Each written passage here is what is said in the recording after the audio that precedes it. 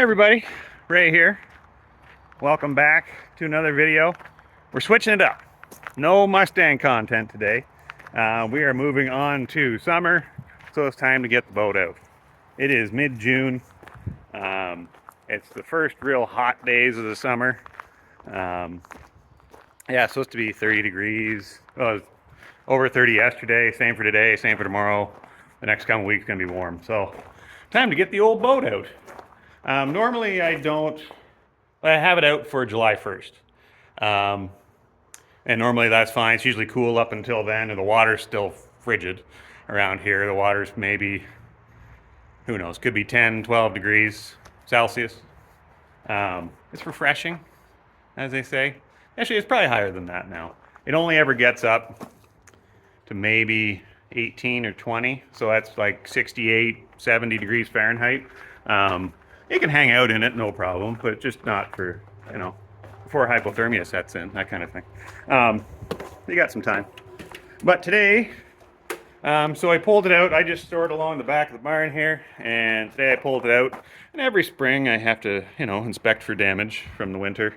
It's a wooden boat, so if anybody hasn't seen I think it's video number 3 I put out, which is kind of an overview of this boat.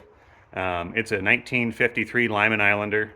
I restored it a few years ago. It had a rotten transom. What else? There was a few planks that were rotten, some rotten ribs inside. So these guys, along the bottom, I was able to replace those. They're all white oak, so I had some white oak, so just made some new ribs.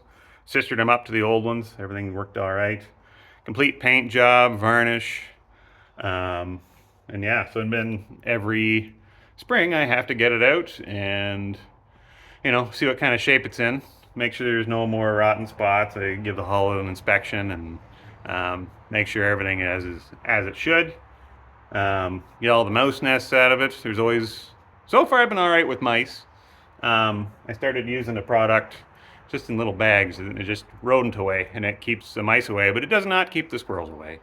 Red squirrels are my nemesis. I live in a pine bush, and they're everywhere. They like building nests and things. This year, I have a milk jug in there for baling, and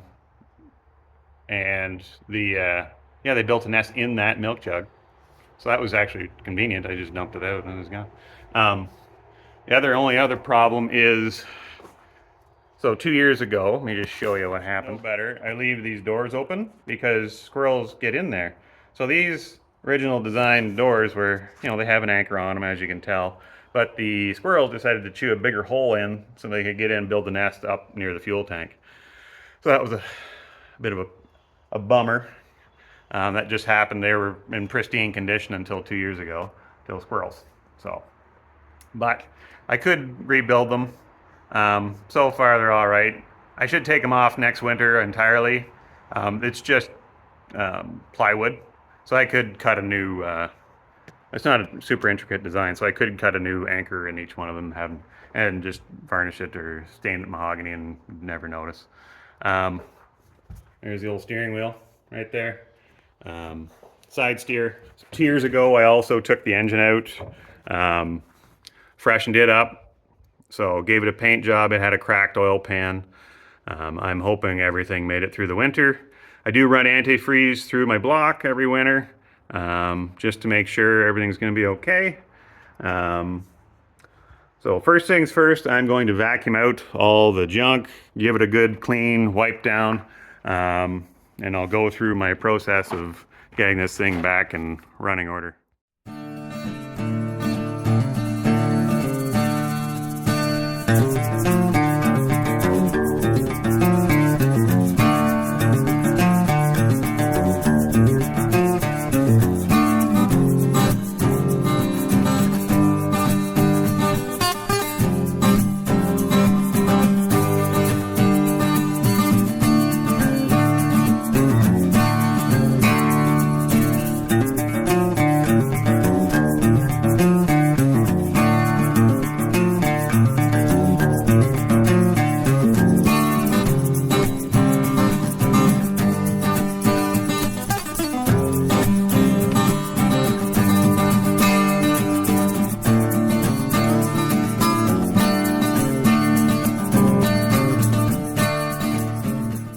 Okay, well, I got the back all vacuumed. Oh, actually, it wasn't bad. Just a few parts of a squirrel's nest in the back, so just leaves. At least they're not as filthy as mice. There's no mouse pee, there's no mouse poop. It's just squirrel. Crushed up leaves. If there's an old rag I had lying around, they'll chew that up and make a nest out of it. So as you can see here, I know I left some blue rags out here because there's some remnants. So I did spot a squirrel running in here back in the winter. I chased him in here and then ripped his nest out midwinter. So it doesn't look like they rebuilt. So that was good. So whatever's left in there is just remnants from the winter. Yeah, let me show you. Right. So, I don't know if you can see in here. That shouldn't show up too bad. This is what kind of where I just keep life jackets. The anchor lives in here. You can't see much. That's the fuel tank. Fuel shut off. That rod actually goes through the hull and is actually attached to a hook. So you can see that hook there. So there's one in the back as well. Does the same thing. So at the factory, when they wanted to move these, they had a giant overhead crane, and they just hook onto there and on the back and lift this whole thing, and off it went. So the boat probably weighs a little over 2,000 pounds, which I don't think is too terrible. Yeah, but I gotta vacuum that out, get everything cleaned up, and then kind of give everything a wipe down inside. The outside, I usually wait till I get on the lake. It's just dirt, pollen, so I can just take a wet rag and rub it all down. And then I'll do once I get the inside done, I'll take a look at the outside. I don't think I'll have to paint for the looks of it. Every so often I have to give redo all the varnish on the top. It's been a couple years, actually been holding up really well. Same as the hull. If there's any bare spots, I can just touch it up. Because yeah, the varnish I use, I can't remember the name of it. Anyway, it's a fairly well-known name brand. Marine grade varnish. I'll think of it. It'll come to me in the middle of the night. But it's been lasting great. It's been a couple years since I did that. I think it's $50 a quart for this stuff. So it's decent. Same as the hull paint. It works pretty well. There's a few spots. There's so many layers of paint on this thing that it just flakes off because the paint that's underneath isn't really attached anymore either. So it's just painting over bad paint, really. In the perfect world, I'd strip all the paint off the outside because it's all white, and then repaint everything. But I don't want to. So it's not hurt anything. It's just right now it's just for looks anyway. So yeah. We'll get this part cleaned up, and I'll come back when I'm all done. Okay, well, I gave it a quick once over. Got all the kind of major dust and stuff wiped off. Goes pretty quick. If you notice, the shine now.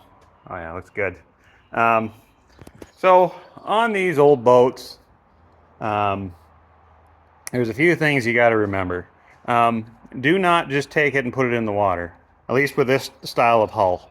So this is what they call a lap strike hull. This is just marine grade plywood. And all the ribs are white oak. The top, any big seats are all solid mahogany. A lot of it's veneered, like the back top, it's a mahogany veneer. Yeah, so to put these in the water, you have to swell them up first. Not all wooden boats are like this. The ones that have sealed hulls, they obviously don't have to. This hull will take on water. I think someone commented on my original video, like, why is there water in the bottom of the hull? There always has to be water in the bottom of the hull when you're storing it. Just to keep it, you got to keep the boat swelled up. And you'll see when I start filling it with water, you have to swell this boat up first, or else you will sink to the bottom of the lake. There's that much water coming in. So it takes about 2 or 3 days. You fill it up. I fill it up to the bottom of the floorboards. Let it drain out. It drains right through the hull. Fill it up again. Takes less water. Takes a little longer to drain. Fill it up usually 3 times and you should be okay. It really doesn't finish swelling till you get it in the water. That first one of the year gets the boards up a little higher. because it does, the water line sits probably right here. So I can only fill it up, you know, you got a whole hull. So when you're going along in the lake, there's always water shooting through the hull, which is really entertaining, especially if you don't tell anybody, any of your guests or anything. They really enjoy it. There's always a, why is there water shooting through the hull? And you go, that's normal. Don't worry about it. So this is a Gray Marine 620, 4-cylinder flathead. It is the same as a Continental F140, I believe. So it's 140 cubic inch, 60 horsepower, 4-cylinder engine. So I still run the original 6-volt positive ground system. You can see I do have a bypass oil filter on it. So originally I don't think these ever came with an oil filter. And it's just a bypass oil filter anyway. So it filters the oil by chance. So originally you had to use non-detergent oils just so you know everything kind of stay where it was. Now with detergent oils, it's nice to have that filter. It doesn't filter, like, it doesn't go through the filter before it goes to the main bearings or anything like that, but it does filter some of the oil, which is better than nothing. So far it's been running like a top, haven't had any issues other than that cracked oil pan last year. Yeah, there's my plumbing right there. I do have a one-way valve on it because it is a pain in the ass. These don't prime real well. So every time I launch it, I have to kind of take that hose off, fill it full of water, and then it primes, and that usually sticks. So I have to give it a whack, and then it frees up. It helps to just not have the water drain out when you're sitting there. So you always have a prime. You know, you always have a prime. The engine runs at tops. So you can put, after running this engine for an hour, you can put your hand on the side of the block. It's maybe 130 degrees, 140 at tops. I don't think I've ever seen it get to 140. I put a temperature gauge on it just so I know. It's mounted under the seat up there. So one of the main problems with running a 6-volt positive ground system is that you can't get any accessories for it. You can see I have a fish finder up there. That's a 12-volt negative ground. Same as a bilge pump, 12-volt, all lights. Hard to find 6-volt stuff, actually, like without special ordering it. So I converted all of my lights to 12-volt, bilge to 12-volt, fish finder. So I have a 6-volt positive ground charging system and engine, and a 12-volt negative ground system that runs all the accessories. I think the horn is still 6 volts. The spotlight may still be 6 volts, I think it is. And how I do that is I have a step-up transformer. It converts 6 volts to 12 volts. Works pretty good. It was originally made for classic cars, I guess. I put one on here, and it's been great. So I just run it off the 6-volt battery. It converts it to 12 volts, and I have a junction underneath all the wirings under the seat. So everything has 12 volts, has 12 volts. You can see the alternator here. It charges, or sorry, it's not an alternator, it's a generator. It doesn't charge at idle, so you have to be running some type of throttle for it to charge at all. And from the back of that goes to your water pump. And this is an old style grease cup water pump. So you have to, every time you go to start it, you have to turn these grease cups in just to push some grease in so it gets a seal so you're actually pumping water. So right now, I'm going to check, what am I going to check? I'm going to check the oil. If it has oil in it. Like, I change it every spring regardless, just to get it, you know, it doesn't get real hot. It never really gets hot enough to get the water out of the oil. It's only getting to 130 degrees, 140 degrees. So I change it every spring regardless. I run it first, get it nice and hot, let it sit, drain the oil, put new oil in. I just run a 15W40, change my filter, and what else? There's a carburetor on the side. So that is a, what is that? That's a Zenith carburetor. And you can see there's a float bowl back here. I don't know if it's got any water in it. I usually take that off, empty it out. Make sure there's nothing in the bottom of the sediment bowl. Sometimes there's some water in there. It's a good catch for like that water, because every fuel around here's got ethanol in it. It doesn't matter anymore if you get premium. Depends on where you get it, I think, but most of it has alcohol in it, so you got to treat the oil every year. So right now, I'm just going to check the oil, and let's see. It should have oil in it. If it doesn't, we got a problem. Yep, there's oil in it. There you go. Lots of oil. That's good. That back in. So I'm going to get a bucket because I do have antifreeze in the system. This one will pitch it out the exhaust pipe, so I usually have a bucket there just to catch a majority of it anyway. Especially I'm working by myself, it's kind of tough. But it means I have to get a hose out here. I got to run some water to flush the system and see if we can get this thing started. All right, so I took the sediment bowl off there. There is just a little bit of, not much. I see one drop of water, and that may be from me sweating into it. So not a lot of in there. I've never had any issues with ethanol with this. So since I've said that now, I probably will this year. But when I did redo the rest of the boat, I took the gas tank out. I sealed it, put a fuel tank liner in. I believe it was a PR15 fuel tank sealer. So it's a fresh tank. All the sediment was gone out of it. So, and I haven't had any. I usually keep it topped up for the winter as well.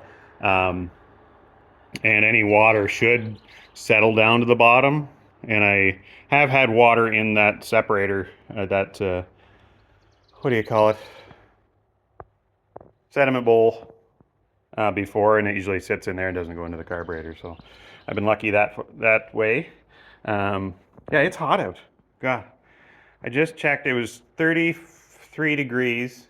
Feels like 34 or 35. It's 85% humidity. I am soaked. But you know, that should help the engine start. It's only 40 degrees below operating temp. So I've got my water into the boat already, so I can run my engine. I have my 6-volt batteries on a charger over there. Usually in the spring it takes a little bit for this thing to get going. Once it does, I usually, in the summer, when we're ready to go, I start it before we head out, just in case I forgot to shut the battery off or something stupid. And make sure it starts, and then when I get to the launch, there's no screwing around, it just fires right up. So just a little peace of mind. In the spring, it can sit on 6 volts and crank, like it's a slow crank. For some reason it needs a 12-volt jump. So what I do is just take a 12-volt battery, jump to the 6-volt, and that gives you that little oomph to get going. I just run it in parallel. So it equals out to about like 10 volts or something-ish, maybe even less. Doesn't hurt it any. The starter can handle the higher voltage.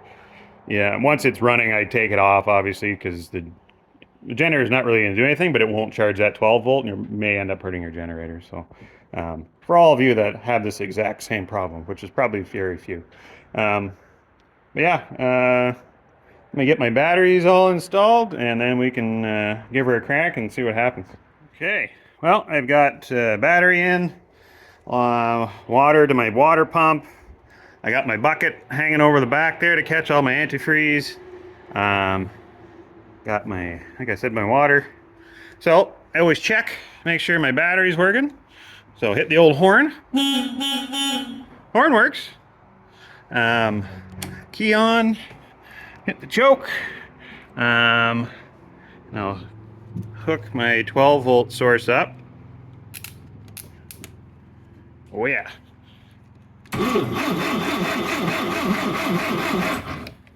And I forgot to do is turn my gas on. So we'll stop that for a second. All right, let's try that again. So the sediment bowl is just filling now, so hook that up. Key on.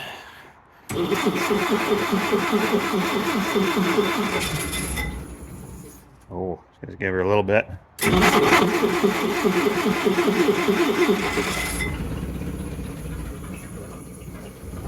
Oh yeah. You want to run. There we go.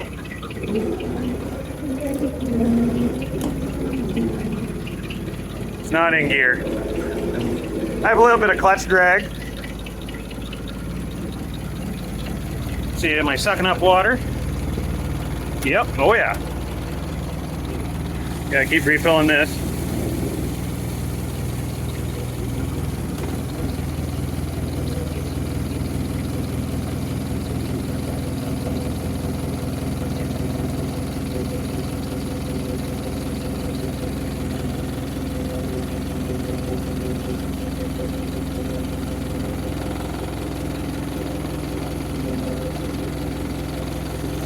So we're just flushing the system.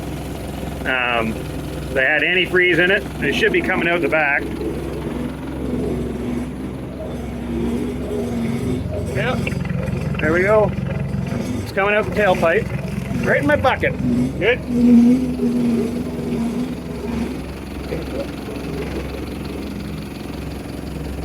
So let's let that run for a little bit. Get the oil hot, and then you'll drain the oil and change the filter. That should be it. We got to keep an eye on this bucket. So.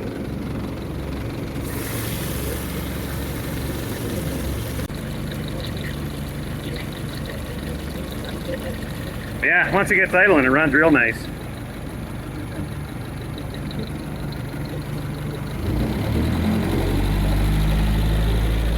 So higher. Now you can see the generator charging. So that's oil pressure.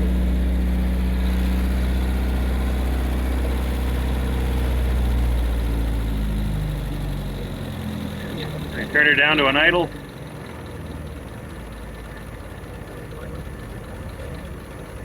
That's about as low as it'll go. Nope, run out of water. Keep that up. So I just keep running it till, you know, I can still hear it pushing water out the back, so I'll wait till that bucket's almost full. Should be almost getting there. Whoop. Oh yeah, we're getting low.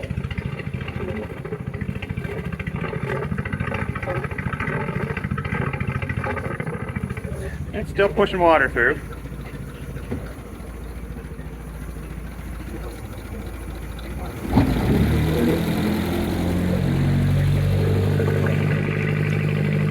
There we go. Yep, there we go. That's clear now.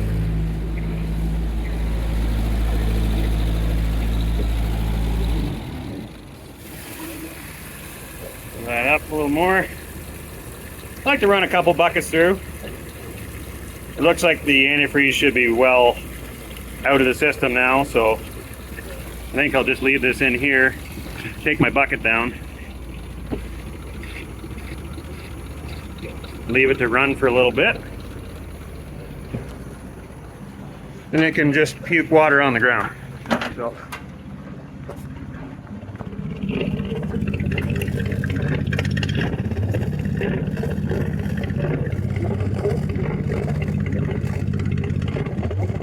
Well, they'll puke some out here in a second. Once it gets enough water in the exhaust, it's got no choice. There we go. Yep, looks clear. I think we're probably all right.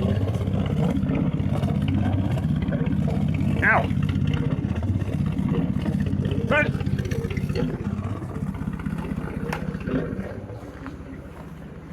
So we'll just let that cook. Oh, I better throttle up here, give her a good blast.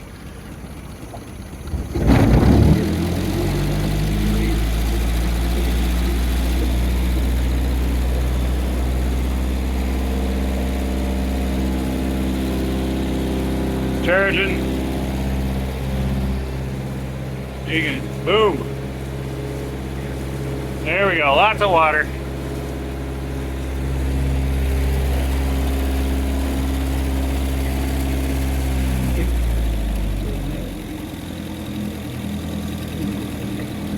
There. idler down. Let's want to see if it'll restart. Should. Here we go. Starter. God, fires right up. Ever since I replaced these plugs, for years I was using Champion spark plugs, and I want to say they were, I think the model was D6 or C6 or something like that. That's what they were called for originally, and I cross-referenced. I would change plugs every spring, and partway through the season I'd usually lose 1 or 2 cylinders. Plug looked perfect. Put a new plug in and start right up.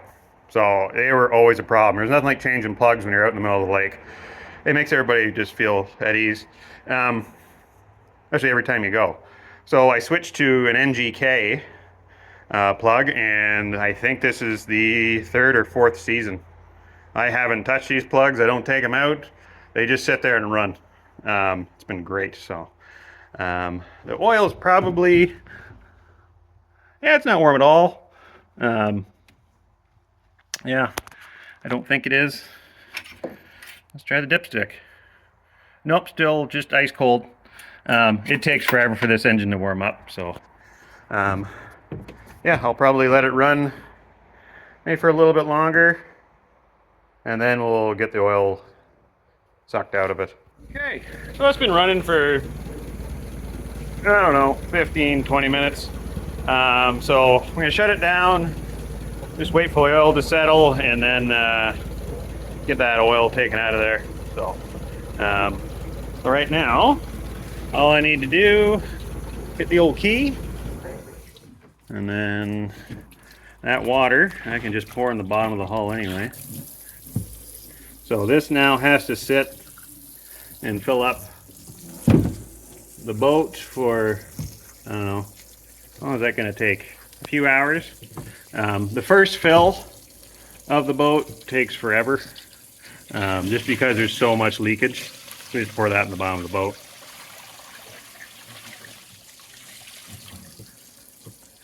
And yeah, once it gets filled up, I'll show you how much is actually leaking out of here. It's insane. And then tomorrow I'll come back, fill it up again, and it's way less. So yeah, so let that do its thing, and I'll get that cover off, and I'll start sucking out some oil. Alright, just got my little vacuum pump here. This cover just allows me to get access to the sump. The transmission is right there as well, just for it reverse. You can make adjustments to your reverse if you need to from there. Yeah, there's my setup. Runs off my 12-volt vacuum pump, runs off my 12-volt Milwaukee battery, and I have this nice little container here. Works pretty good.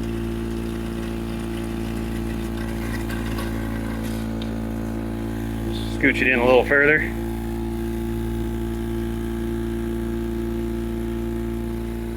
Alright, and that's pretty much it. I do that until I can't dry out anymore, and we'll get the new filter on and get that done. So, okay, well, got the new oil filter on. Oil has been replaced using the Rotella T4 1540. I don't really care what brand it is. I usually find the cheapest one, and use it. So gonna start it up and make sure we got a little pressure. Oh, my foot's getting wet. Oh, I kicked the hose. Yeah. I have a soaker now. Good.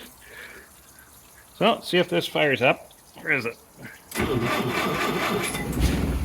There we go. Got oil pressure. Yep, there we go. Let it run for a little bit. There we go.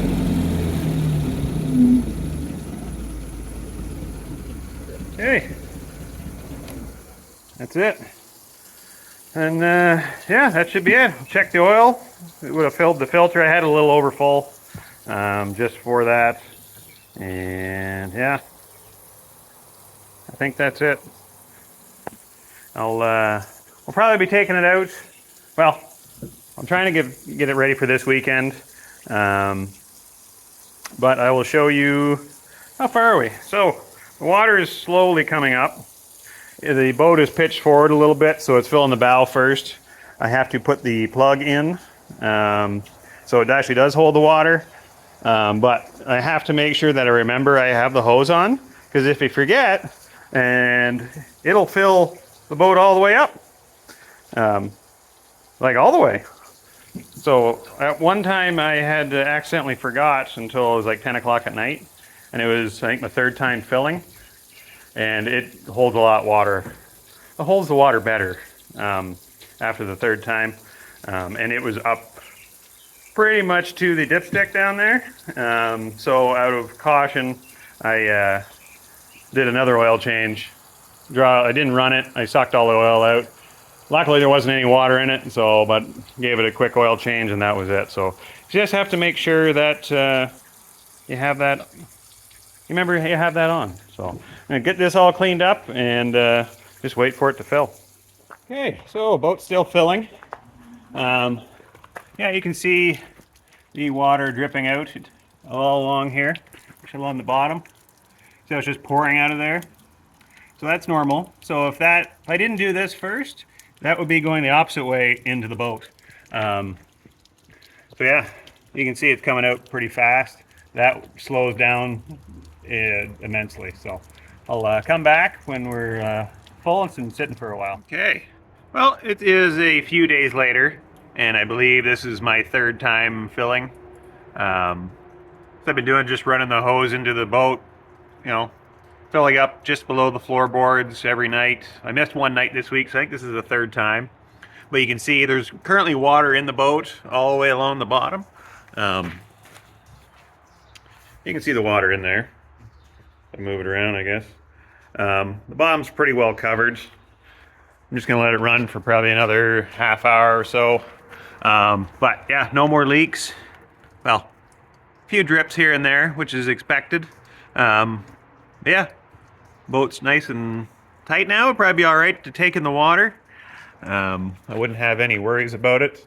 The front always seems to drip a little more than the rest, but you can see all the way along. There's just water hanging down. Just a few little drips, but it'll tighten up. So. Okay. Well, it is a few days later. I forgot to fill it again yesterday. I think this is gonna be it.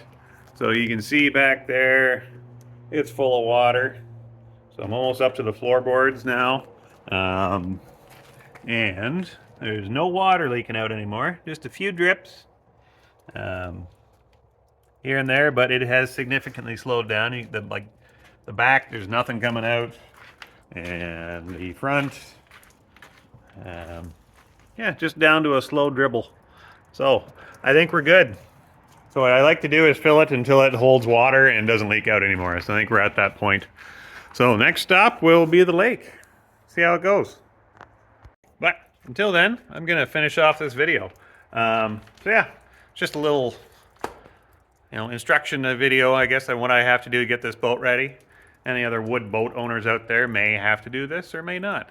But yeah, this is it. So thanks for watching, and I'll probably post another video when we get on the water. All right, thanks.